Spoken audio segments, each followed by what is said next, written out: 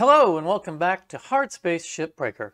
My name is Wilkada, and today we're going to be breaking down an Atlas Scout. Now the Atlas was added in version 0.7 in early access, which is the version that this is being recorded in. Now, as you might notice, this is hazard level 9. I am rank 30, and you may be encountering this at a lower level, and the only real difference is going to be that my version will be a little bit more hazardous than yours if you're at a lower level. Other than that, the strategies will still be the same. Also be aware that since I am such high level, I do have a lot of things unlocked like tethers and whatnot, but the strategies will not change, just whether or not you want to use more tethers and whether or not maybe it's a little more difficult for you to move objects around with your grappler. That being said, let's hop into this.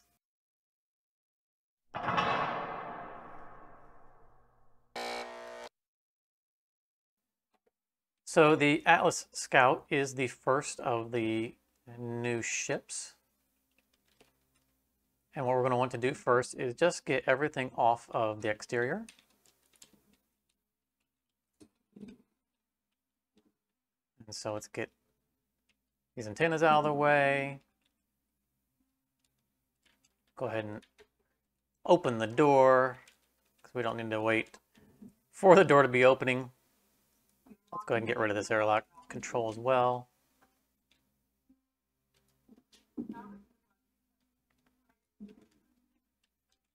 Now our goal, as is true for any of my how-tos, is to get what would be considered a perfect salvage, which is a 98% salvage to get the mini-me sticker.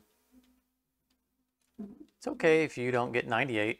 That's just my goal, to try to show you how that can be accomplished. There are quite a number of ways to approach these ships, so hopefully this will show you some strategies that will allow you to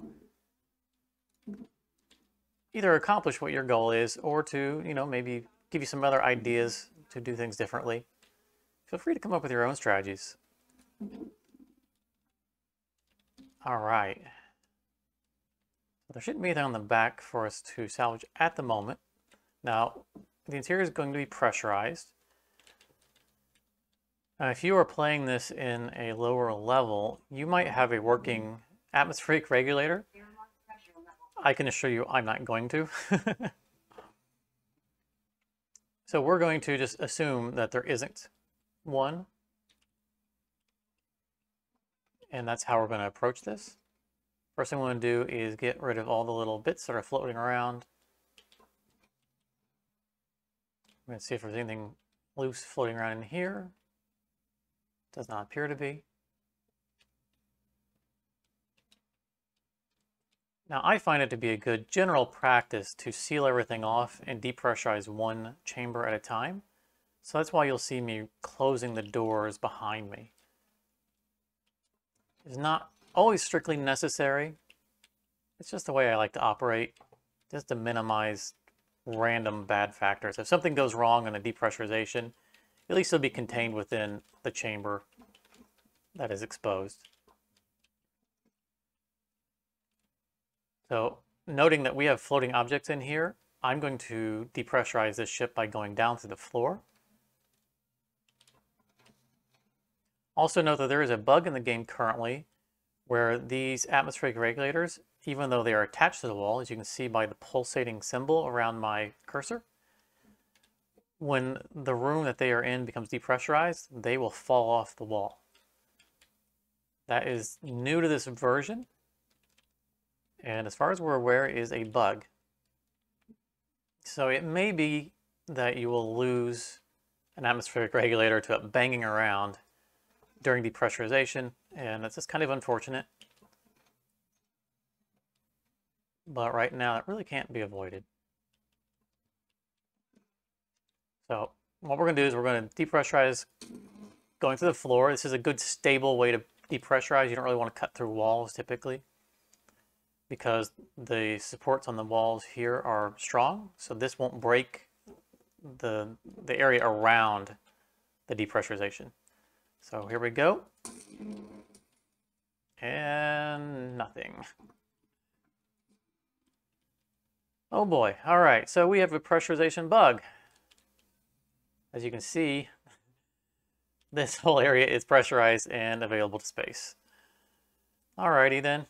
Well, it looks like we're going to be depressurizing it through the ceiling instead. But let's go ahead and get these things cleared out.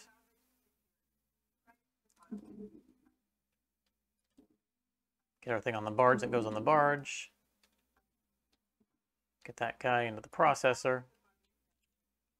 Now we are not going to waste the time to clear out everything. But I'm going to get some loose objects out of here. And I'm going to go ahead and get rid of this atmospheric regulator just because I don't trust them. So the side rooms are still pressurized. And I'm guessing that this, because of the bug, is not going to depressurize it. Yeah. This room right here that we're sitting in is not depressurized, so it's not going to depressurize other things around it. Also, I forgot to close this door. I said that I close all my doors. So plan B is going to be to depressurize through the ceiling.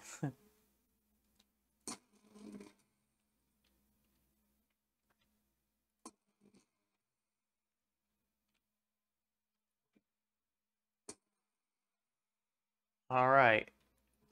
Now watch this regulator right here is probably going to spring right off as soon as we depressurize. Right, so I grabbed the roof just so it didn't go flying away.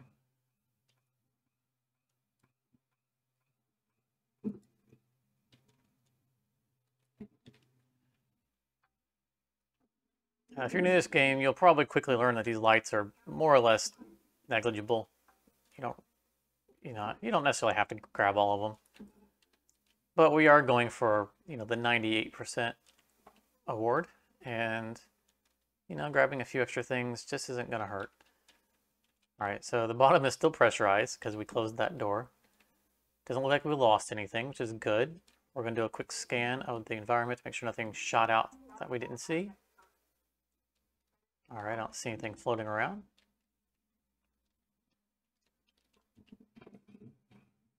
Oh, apparently we missed a crate earlier. That's okay, we caught it. Now again, my goal right now is just to depressurize the ship, not to salvage the whole thing. And the reason is because I want there to be more mass in the ship. Oh, there goes the regulator. Fortunately, it didn't break. I'm going to grab this, just get it out of my way. And I want to get this furnace item. And you'll see why I'm kind of dealing with the bottom, but not the top. All right, so did we get the walls still need to be depressurized? All right, we're not even going to hang around for that because we know what it's going to do. So the big feature of the Atlas is the new thruster type, these big quasar thrusters. Now these panels here on the side come off. You can either tether them or you can grab them. Either way. I generally like to tether them just to see, like, that guy barely made it around. Plus it saves you a little bit of time on watching it to make sure it's going to go where it's going. Now under these panels are cut points which are holding these thrusters on the back. The thruster nozzles. You'll also notice that there are canisters on the side. And I'll show you what those are for in a moment. Now there's ostensibly two ways to do this. I'm going to show you both. First, let's get these out of the way. Now there's the fast way and then there's the safe way. If you ask me, I prefer the fast way. The fast way doesn't lose you anything as long as you do it right, but it gives you time. So the first thing you'll note is that this thruster is being held in by fuel pipes, and what you'll probably also notice is that we can't fit past. Believe me, we can't. I've tried. Which means we do have to cut our way through here. Now these fuel pipes are live. The fuel release valve is in the back of the thruster, not in the front. So we're going to do the fast way. This is the way I prefer to do it. We're going to first tether this back because we want it to get out of our way when we can, which is why we're doing the thrusters first rather than emptying the front, because I want mass on the ship to keep this from pulling the entire ship. Now I'm going to line up diagonally here because I don't want to be spinning around when I'm in a hurry. So here we go. We're going to start a fire.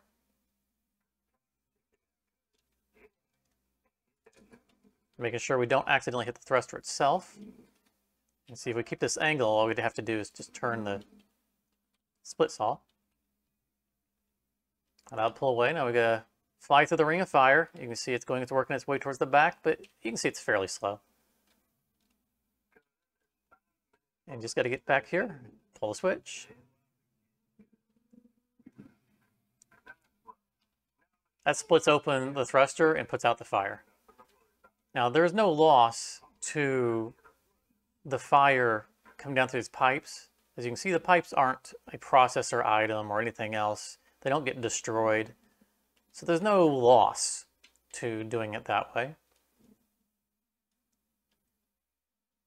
I'm going to grab this coolant canister off. But I'm not going to take it away because I want to show you a trick. I think there was one on this side, there was not. So I'm going to grab this kind of middle front and tether it towards the processor. It doesn't hurt to keep an eye on these guys because you may have learned by now that the furnace is hungry. And then I'm going to pull it forward.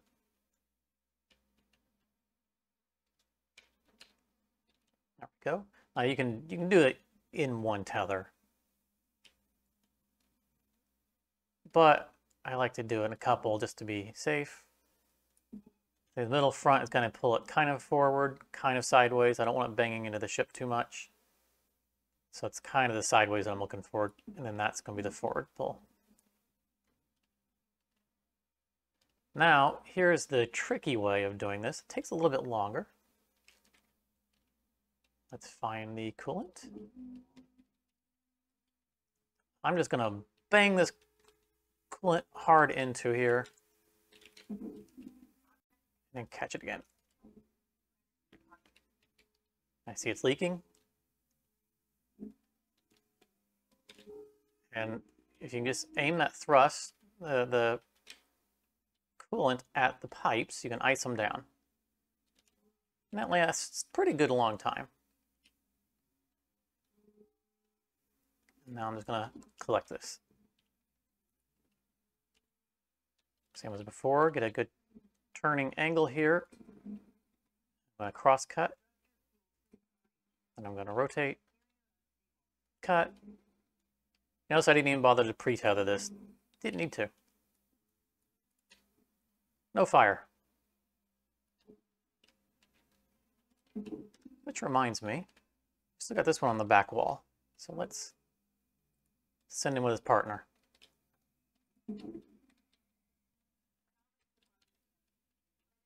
Now we can take our sweet time flying down in here and safely pull the shut-off switch. Now again, there's no change in the value for doing it this way. You don't save anything from not starting a fire, but it is safer. So it's, you know, your own call, however you like to do it. As you notice, I didn't catch all the lights from the previous thruster housing. Again, not really important. Now, depending on the configuration of your Scout, you might have these walls right here, so we can't pull the thruster straight to the processor. Now, here's where my upgraded grappler is going to come into benefit. If I can just push this kind of up and out of the way. If your grappler is not that strong, that's quite all right. You could just leave the thruster housing lying around and wait until you get rid of that wall. And then tether them in. There's no urgent need to get them in right now.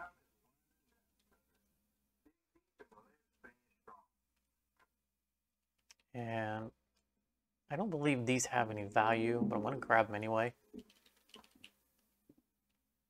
Just to be thorough. Oop, that one came at me fast. All right, this guy seems to be stuck on the wall because the furnace is trying to pull it in. The furnace monster is hungry.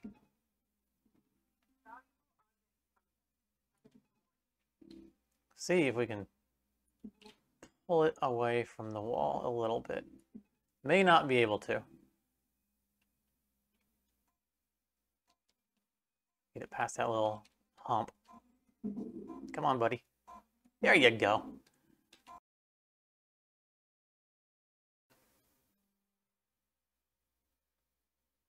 Only $1,000 lost. That one light that I like to get by. All right, let's go into shift number 2.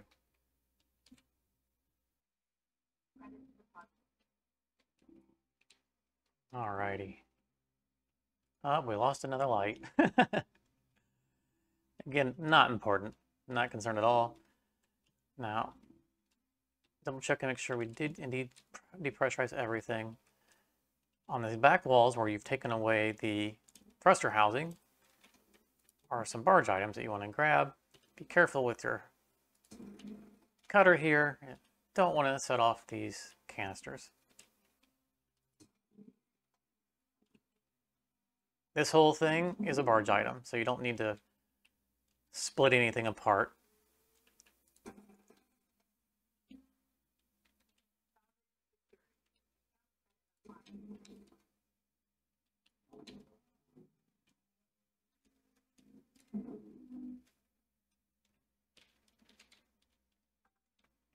Now what I want to do is I want to get in here, and I want to get these back plates off.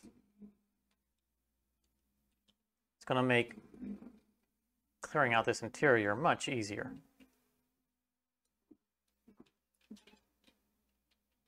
And I know I'm being very liberal with my tethers. If you are a lower level, you may not have so many tethers. It's fine. They're not hard to drag.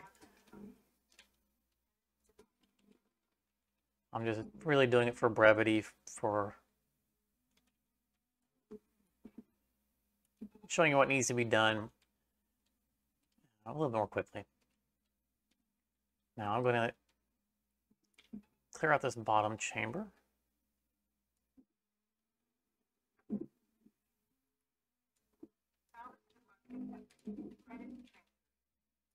Oop. Almost grab the fabrics, which we're going to grab anyway, but that wasn't what I was aiming for. Fabrics go in the furnace. If I can get them. Let's actually come down here. Get a little bit better angle on things. Well, they are really scattering, aren't they? Okay, there was one more. There he is. Trying to blend in with the background.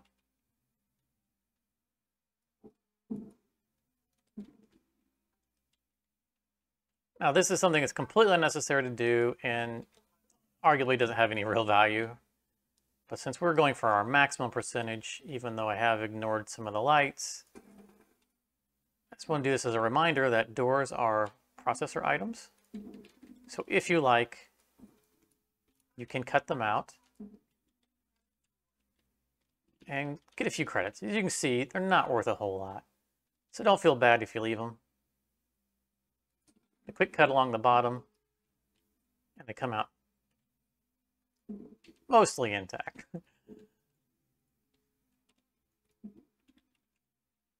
Oh, let's get our door consoles out. These are valuable. Grab that light. We don't need to get these fabrics because they're on walls. They're all going to the furnace. So just leave them where they're at.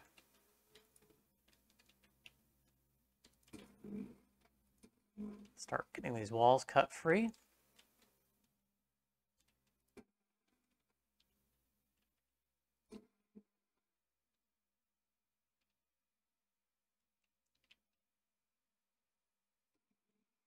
Be careful not to cut the temperature control units.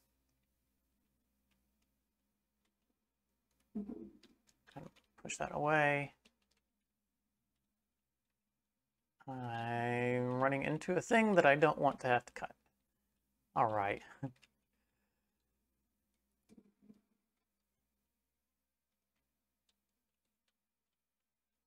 You know, I'm going to be, rather be safe than sorry here. Gonna be careful with that cut.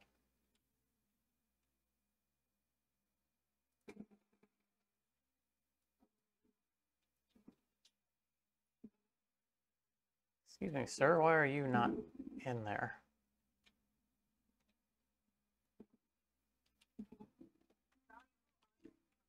Let's see if we can get the walls to strip away nicely. Now you can, this is kind of an advanced trick, but you can tether things together that are on walls and they will break each other off the wall. It's pretty nice. You'll find that saves you a lot of time because the time it takes to grab an object and pull it off the wall sometimes is fairly extensive. You know, some objects come off walls quickly. You see how long it's going to take this off? Tethering those things together just saved just a bit of time.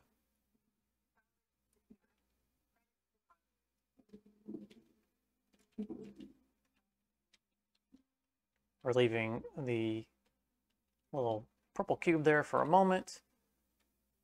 We're going to get rid of the reactor next. Now, that reactor can be in a number of different places on this ship.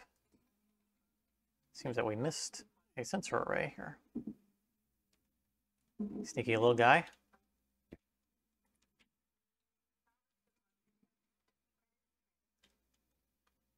Oh, fire fuel thingy there made me a little nervous. All right.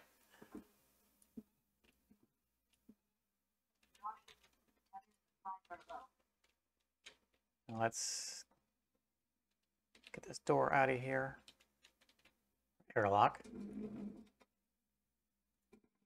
Always be careful to make sure that the red line is not on the airlock itself. Like right here, that would destroy the airlock.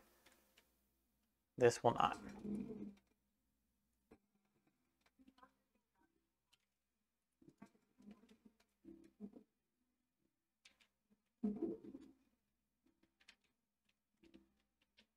And we took the airlock console off the front of the ship right at the beginning, so we don't have to worry about it being on the side of that wall.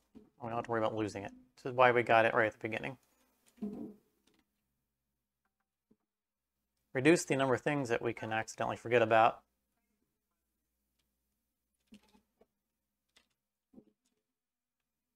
It's usually a pretty good strategy. Now this wall right here can be cut, so I'm being careful about the aim on this.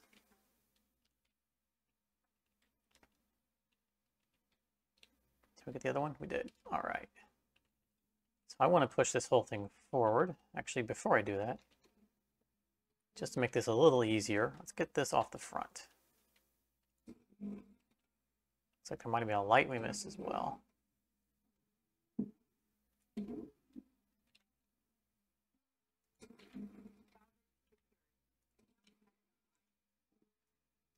Canopy goes to the furnace. Oh, look, we have a hard drive. Give me. Thank you. We're going to get behind this, and we're going to give a little love tap. Just like that. A little forward, a little up.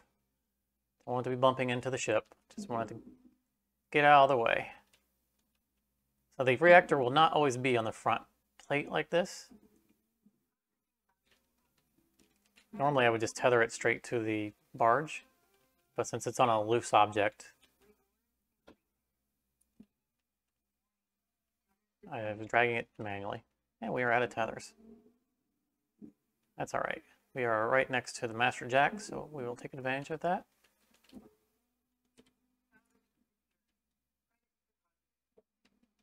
We have enough fuel to carry us the rest of this shift, so I'm not going to bother buying that.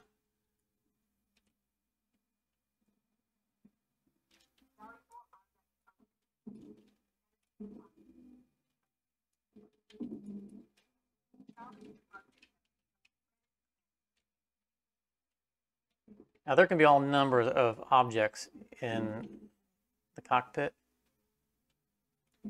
There are surprisingly few objects in this one. There could be computer terminals on the roof, more storage bins.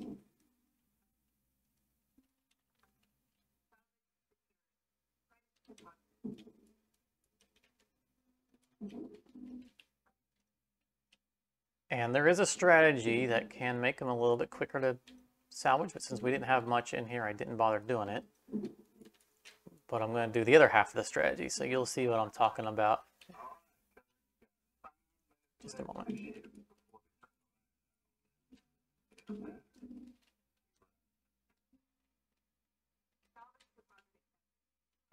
So now we've lightened the ship up considerably. So what I'm going to do is I'm going to tether to the barge. I'm not sending this to the barge. What I'm doing is rotating the ship.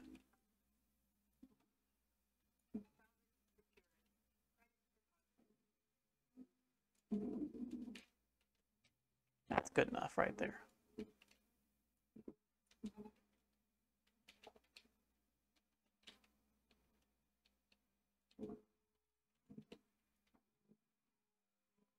I think you can see what I'm doing here.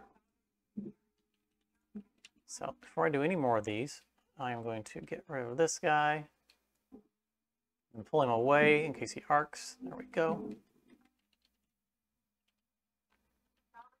Now you can see all the lights went out, everything has been shut down. Start tethering these guys. And he tethered to himself. That's all right. Some equipment are just meant to be loners. I'll just tether across like that. You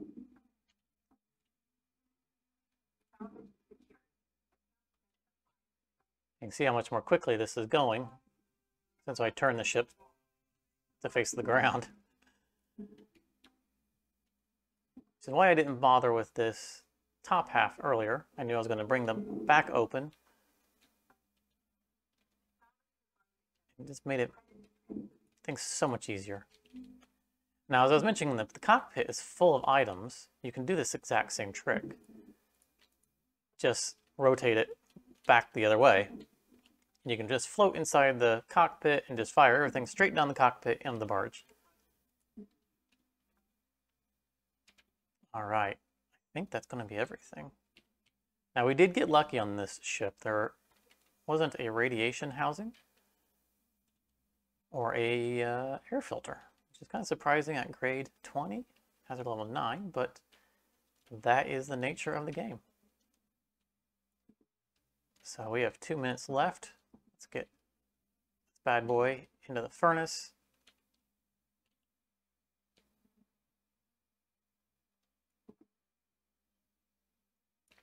And while that's going, we're going to do a sweep real quick for objects that didn't make it to the barge. Seeing anything? Oh, what's up here? We have an atmospheric regulator that got away. As I mentioned, there is the bug right now where the atmospheric regulators become detached when an area becomes depressurized. And so it's easy for them to zoom their way out into space and get lost. So it's always good to do another sweep. I think that's everything. That should give us our mini-me achievement. Just going around, make sure we're not missing anything else. Taking a sweet time. We'll go ahead and cancel the tether so they're not pulling it sideways. Say we lost a door, which is only 933, and we got a mini-me sticker. Excellent. Now there's a little bit of gray if you're looking at the stats bar at the top, which usually means we missed something.